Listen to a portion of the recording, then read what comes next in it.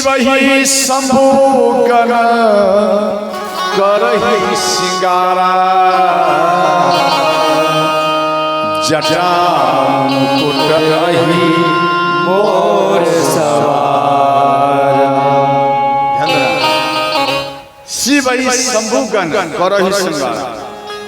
भगवान शिव जी के जो गण थे, गण परिवार, परिवार को ही गण कहा जाता था। तो सब कोई मिलकर आए। अच्छा एक बार बता माता, दूल्हे राजा स्वयं सज धज जाते हैं या दूल्हे राजा को सजाया जाता है? दिमाग लगा। दूल्हे राजा सजते नहीं हैं, दूल्हे राजा को सजाया जाता है। बोलो हाँ या नहीं? सजाया जाता है। और बारातियों को क्या सजाया जाता है? बाराती को सजाया नहीं जाता, वो स्वतः ही सज जाते हैं। श्रोता अपने से सजेंगे वो, और बाराती ऐसा सजते हैं ऐसा कि दूल्हे राजा ही फैल कर जाते हैं। ध्यान देना, ऐसा सज जाएगा फैल कर जाएगा। तो यहाँ पर ध्यान देना, भगवान शिव को शिव जी के गण कहते हैं भोलेनाथ। हमें अब बाजार जाना पड़ेगा। बोले किस लिए? बोले आपके लिए। वो क्या बोलते हैं जब दूल्हा को सजाते हैं? ऑसिंग पाउडर क्या बोलते हैं? अपना भाषा में हमको नहीं आता। Face powder.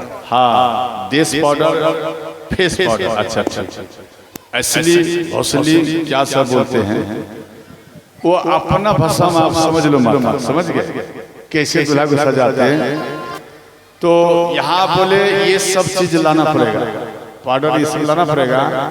तो भगवान श्री बोले देखो आप बाजार मत जाइए, आप यहाँ से सीधा शमशान घाट जाइए और शमशान घाट में राख मिलेगा। आप बोले और अपना शरीर में लेपन करूंगा और मेरा शरीर ही सुंदर ही हो जाएगा। बोलो शंकर भगवान की जय हो। माता बाराती जाएगी, बोला है या नहीं जाएगी? तो रसगुल्ला टिकरी छूट जाएगा। आप लोग जाएंगे?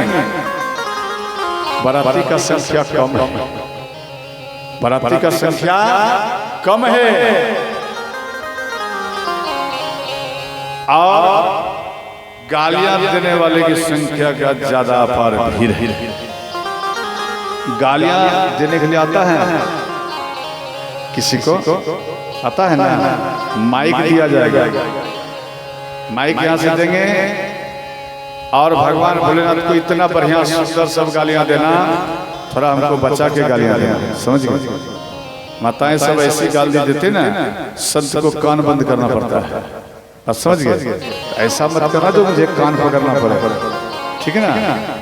अच्छा गालियां देना, और जो गालियां देने के लिए जानते हैं वो सामने में बैठ जाओ, क्योंकि माइक देना पड़ेगा। समझ गए? जो जानते हैं वो सामने आ जाए।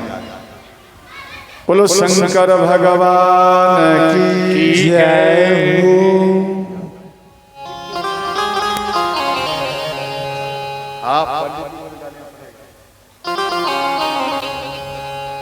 पंडित जी पहले हाथ जोड़ लिया, बाबा गाली मत सुनाइएगा।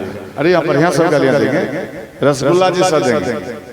पंडित जी को गालियां कैसे देंगे? रसगुल्ला जैसा नहीं देना है, उनको मिठास लगे, खुश हो जाए, ठीक है? तो भगवान शिव राग क्यों प्रिय है? एक बार भगवान भोलेनाथ आकाश मार्ग द्वारा जा रहे थे। एक व्यक्ति लेटा हुआ है और 4 व्यक्ति कंधा लगाए हुए हैं। आगे वाला एक व्यक्ति बोलता है राम नाम सत्य है, और पीछे वाला सब कहते हैं सबका यही गद है। तो भगवान शिव मन में सोचे ये राम नाम सत्य देखो कहाँ तक जाता है, इनका पीछा किया। तो घाट गंगा किनार से थोड़ा ऊपर में उनके शरीर को रख दिया गया, यानी अर्थी को रख दिया गया, और भगवान शिव बैठ गए।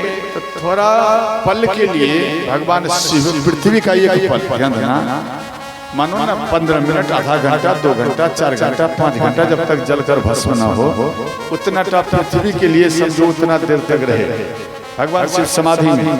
और इनके बाद जैसे ने उनको खोले तो वो अर्थी भी गायब, कहाँ चला गया? तो अंत में शमशान घाट में आया।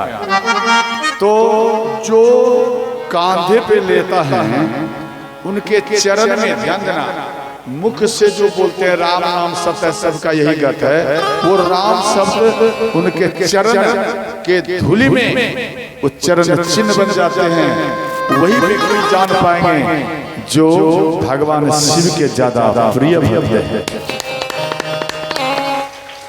एक एक चरण में ध्यान देना, अश्वमेध यज्ञ का फल मिलता है। एक एक चरण बढ़ाओगे ना श्रद्धा से, एक एक अश्वमेध यज्ञ का आपको फल मिलेगा।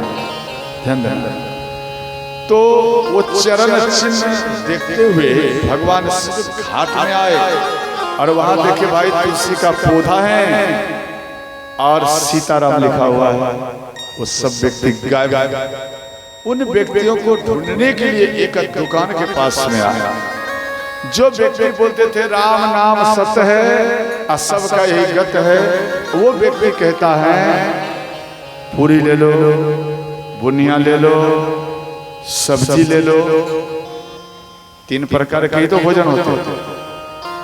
तो भगवान शिव मन में सोचे देखो जो राम नाम सत्य है सबका यही गत है, अब ये कह रहा है पूरी लो, बुनिया लो, सियो लो। तो ध्यान देना, पूरी और बुनिया और सियो क्यों चलाया जाता है? सियो बोल दिया, ये क्या बोलते हैं? पूरी सब्जी और बुनिया ना, सियो नहीं बुनिया। इन तीनों चीज को चलाया जाता है। जिलेबी, बुनिया नहीं, जिलेबी चलाया जाता है। ध्यान देना, ये 3 मुख्य है भोजन। पूरी कहता है अरे जो घाट आपने देख लिया है अच्छे से देख लो, सोने में कितना आनंद आता है। और खाओ जी भर कर हमको, परंतु उस घाट को याद रखना। और तेरा भी दिन अब पुरने वाला है और तेरा भी यही गति होने वाला है, इसलिए मेरा नाम ही पूरी रखा गया है। और जिलेबी कहता खाओ, बड़ा मिठास है मेरा स्वाद, खाओ मेरा स्वाद बड़ा मिठास है, हमें जब पाओगे खुश हो जाओगे। तो मेरा जरा आकार को देख लेंगे। इसी घाट से आज से आपका आकार घूमेगा और ये जिलेबी यानी अपना आकार को दिए। इसी प्रकार से आप घूम फिर कर इसी जगह में आप आओगे और जिसका अभी आपने जलाकर भस्म करके आया है वही गति आपका होगा।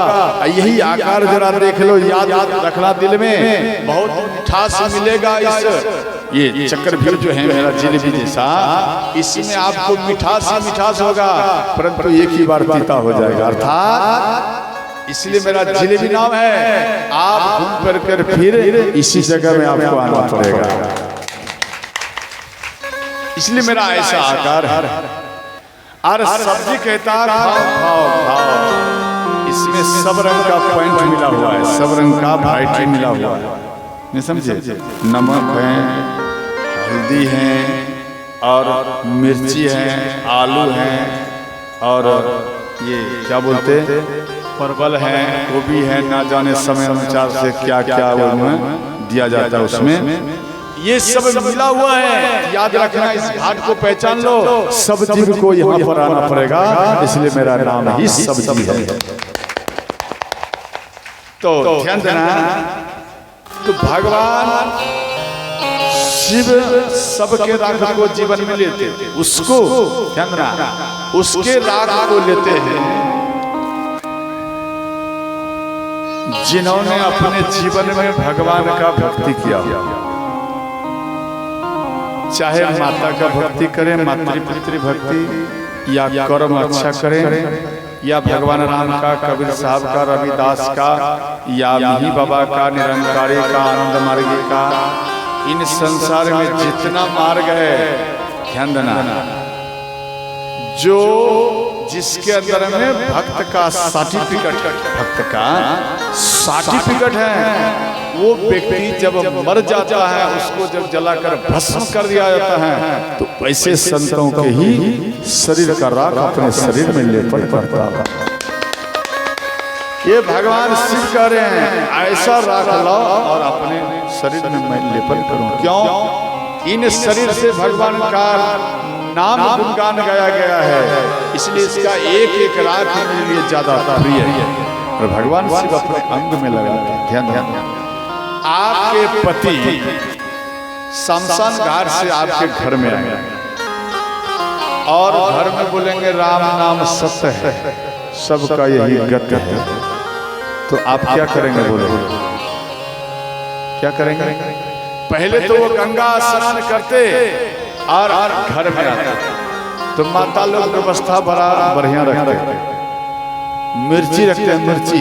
हम भी एक बार चक्कर में पड़े, एक वो मिर्ची रखते हैं और नीम का पत्ता वो भी रखते हैं, और इसके बाद लोहा रखेगा, लोहा और ऐसे कुछ याद भूल गया, ऐसे सब कुछ रखते और कहते सब कपड़ा उतारो, पहले ठंडा है तो गर्म पानी लो, व्यवस्था टेंट है, अगर गर्म है तो ठंडा पानी लीजिए, आप नहाइए, सब कपड़ा उतारो।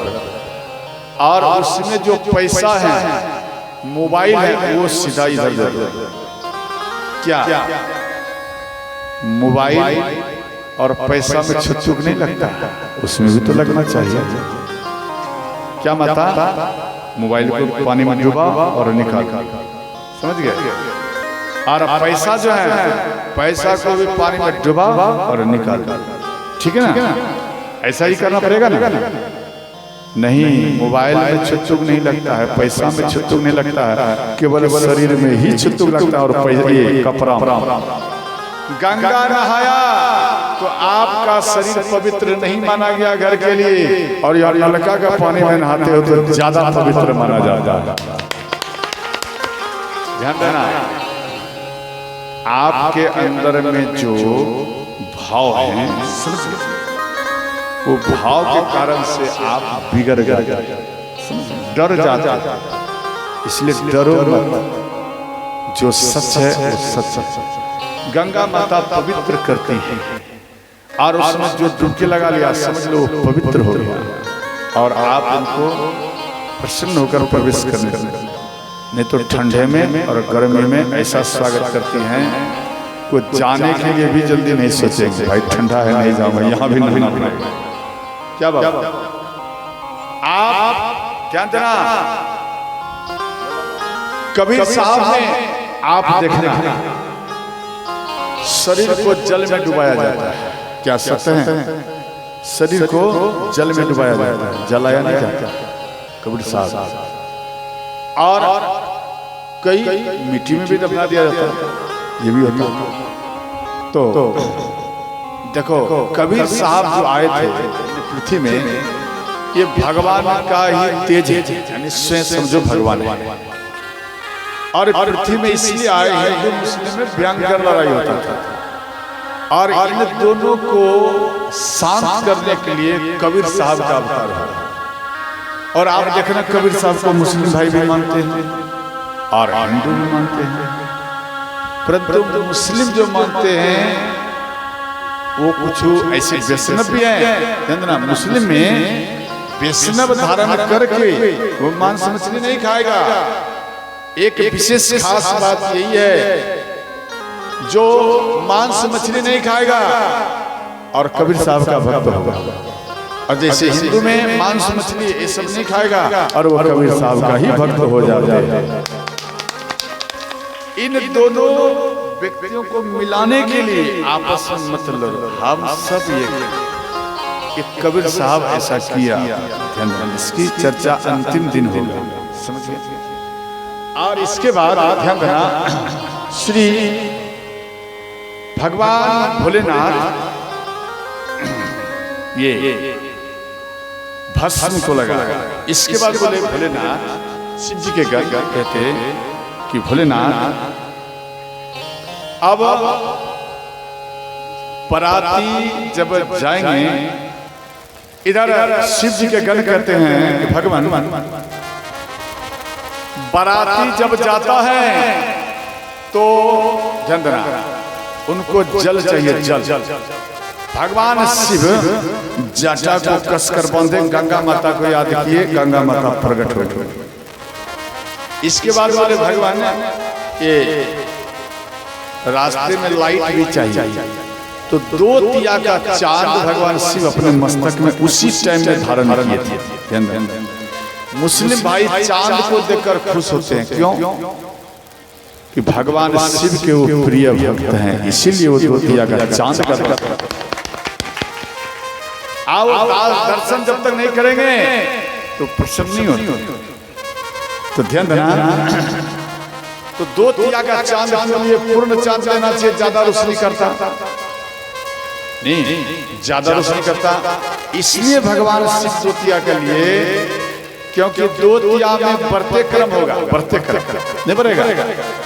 अगर पूर्ण ले लेंगे तो उसके बाद वो घटते क्रम होगा। अर्थात आज पूर्ण है, जाने में 4 दिन लगेगा तो रास्ते में अंधेरा हो जाएगा, आने में भी अंधेरा होगा। इसलिए 2 तिया के लिए जो बढ़ते हुए क्रम में अगर 10 दिन रुक भी जाऊंगा तो कोई फर्क नहीं होगा और रोशनी में वृद्धि ही वृद्धि होगा। इसलिए 2 तिया का चांद। और इसके बाद 2 बिच्छू जहरीला वो पकड़ कर अपने कान में लगा, कुंडल बना, समझ गया। और इसके बाद भगवान शिव 2 धामन सांप को पकड़े, लंबा लंबा होता है धामन सांप, वो धामन सांप को पकड़ लिया और दोनों को जोड़ दिया, गांठ लगा दिया और उसके बाद वो जनेऊ बना भगवान शिव। देखो भगवान शिव जनेऊ बनाए, बाजू में, गले में, कमर में, इन सब में सर्प ही सर्प है। और इसके बाद गंगना सब बराती भी आ गया है, निमंत्रण पर गया आ गया, अब तो विवाह हो गया।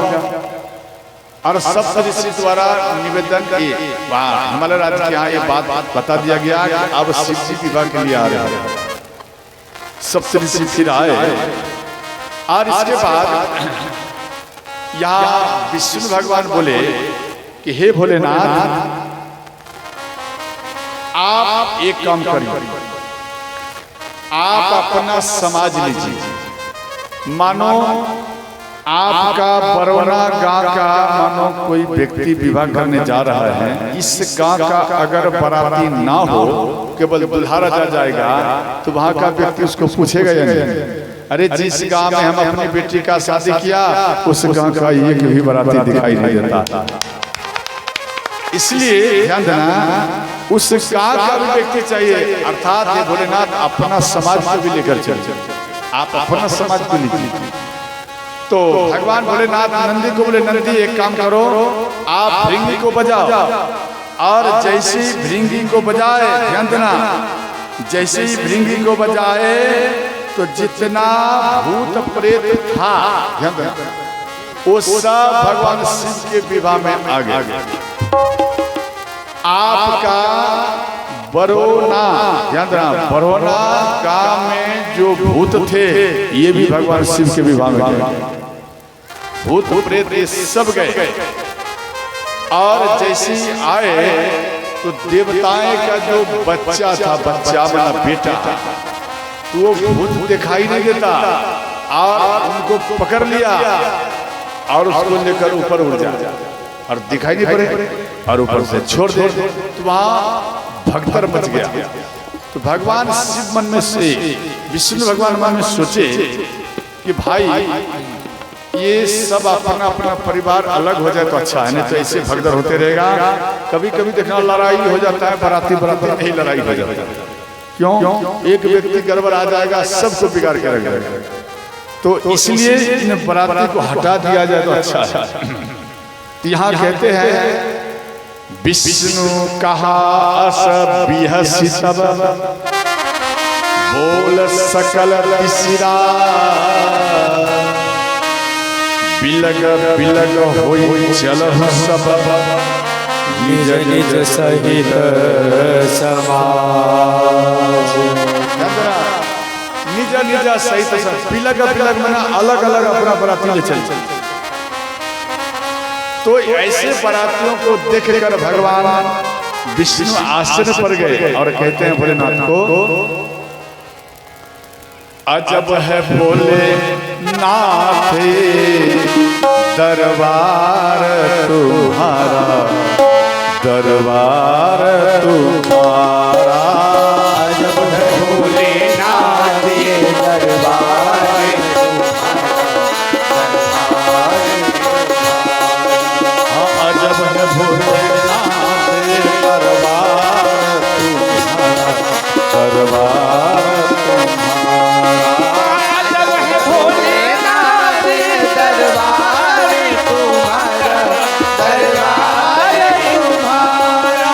भूत प्रेत नृत्य करे, भूत प्रेत नृत्य करे, सबका यहाँ गुजारा। अजब है भोलेनाथ दरबार तुम्हारा, दरबार तुम्हारा। हर हर महादेव।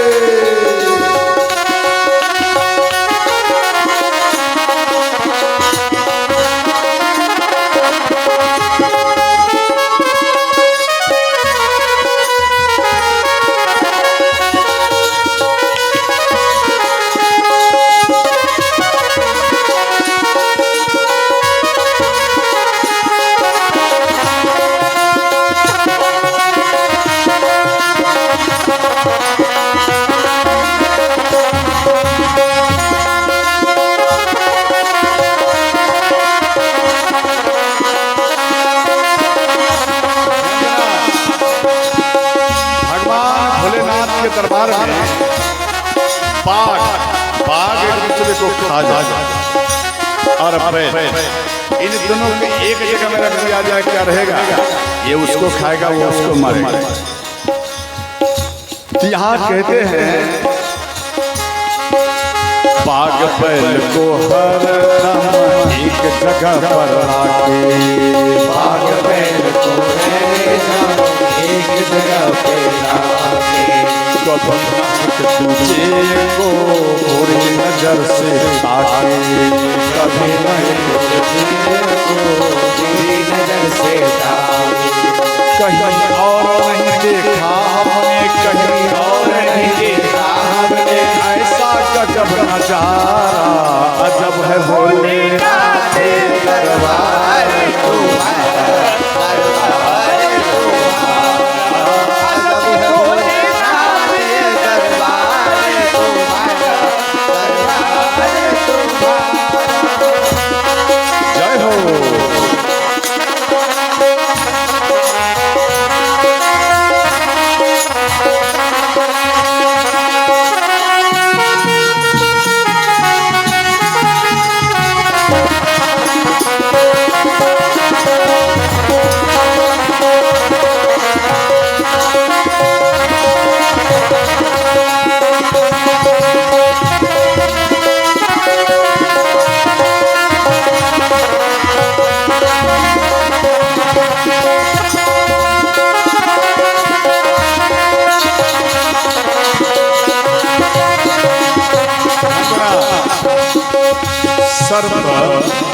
सर्प और चूहा क्या एक जगह रहेगा?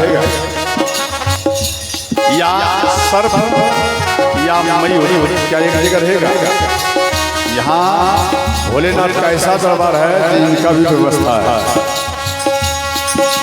गणपति राखे चूहा कभी सर्प नहीं छुआ, गणपति राखे चूहा कभी सर्प न छुआ। भोले सर्प लटकाए कार्तिक मोर नचाए, भोले सर्प लटकाए आज का काम नहीं है तेरा, आज का काम नहीं है तेरा, आदि से है पुराना। अजब है भोलेनाथ दरबार तुम्हारा, दरबार तुम्हारा। अजब है भोलेनाथ दरबार तुम्हारा, दरबार तुम्हारा। अजब है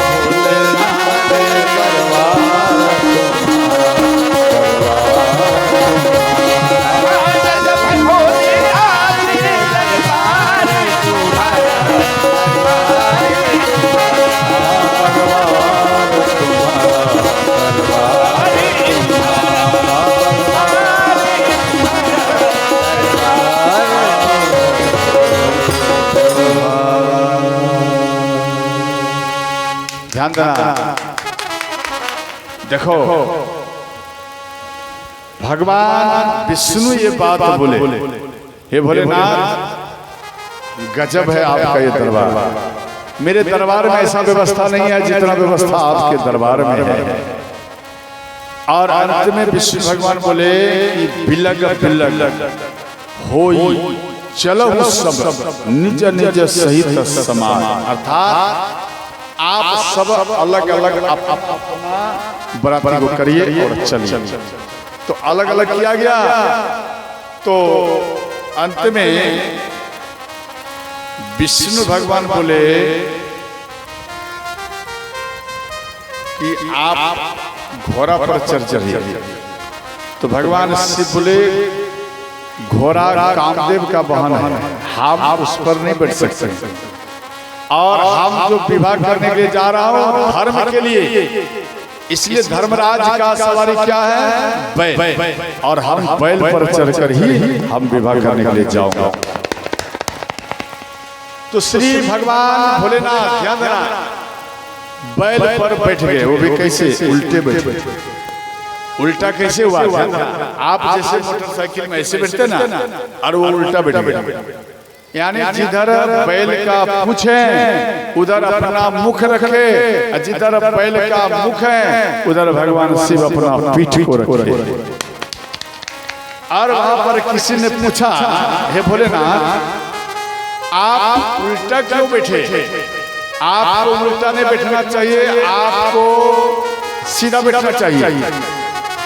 तो भगवान भोलेनाथ उत्तर दिए कि देखो हम इसलिए अपना तरफ पलट कर बैठा हो कि अपने कैलाश को हम पीठ नहीं दे सकते, यानी पीछे नहीं कर सकते। कैलाश को अपना तरफ रखूंगा तभी तो सदा सदा के लिए कैलाश कहूंगा। अगर ससुराल की तरफ मुझको घुमाऊंगा तो सदा सदा के लिए ससुराल वाले का ही हमें बनना पड़ेगा। देखो आप अपना बेटा का विवाह करिए, तो जब बाराती जाने लगे तो आप अपना बेटा को अपने तरफ पलट कर बैठाओ। अपने तरफ गाड़ी में जाता है ना बेटा, उसको अपना तरफ घुमा के बैठाइए। जब अपना तरफ रखेंगे तो आपका बेटा और पुतहु सदा सदा के लिए आपका हो जाएगा। और जब ससुराल के तरफ उनको घुमा कर जाएंगे विवाह करने के लिए तो सदा सदा के लिए ससुराल वाले का ही हो जाएगा। ध्यान देना, विवाह होने के बाद मानो आपको वस्त्र की आवश्यकता हुई तो आप पति पत्नी बेटा को बोलेंगे कि बेटा एक वस्त्र ला, तो बेटा कहेंगे इस महीना में रुक जा माँ, पैसा नहीं बचा, अगला महीना में दूंगा। अगला महीना हो जाएगा, फिर आप बोलेंगे माँ रुक जा, इस महीना में भी नहीं बचा, अगला महीना में। इस तरह आपको टारेंगे और उसी बीच में सास ससुर आ जाएंगे। तो आप घर में देखना किसी को बोलने की जरूरत नहीं, वस्त्र का भंडार लग जाता है। अब दिमाग लगा, आपका बेटा किसका हुआ? तो ससुराल वाले का हुआ ना। इसलिए अपना बेटा को अपने तरफ पलट कर करो, विवाह करने के लिए भेजो तो बेटा आपका ही सदा सदा के लिए होगा, वरना ससुराल वाले का हो जाएगा। बोलो शंकर भगवान की जय हो। और अंत में बाराती चले तो जब बाराती निकट में आए तो कुछ अगवाई करने के लिए जाते हैं। तो अगवाई करने के लिए जा रहा और जैसे ही अगवाई करने के लिए गए तो सर्वप्रथम में इंद्र भगवान मिले। तो अगवाई वाले व्यक्ति बोले क्या आप दूल्हे राजा हैं? इंद्र भगवान बोले नहीं नहीं, हम दूल्हे राजा नहीं, पीछे में। इसके बाद अश्विनी कुमार मिले और हाथ जोड़ लिए अगवाई करने वाले व्यक्ति, नहीं आप सच में दूल्हे राजा होंगे। क्यों? अश्विनी कुमार सबसे ज्यादा सुंदर,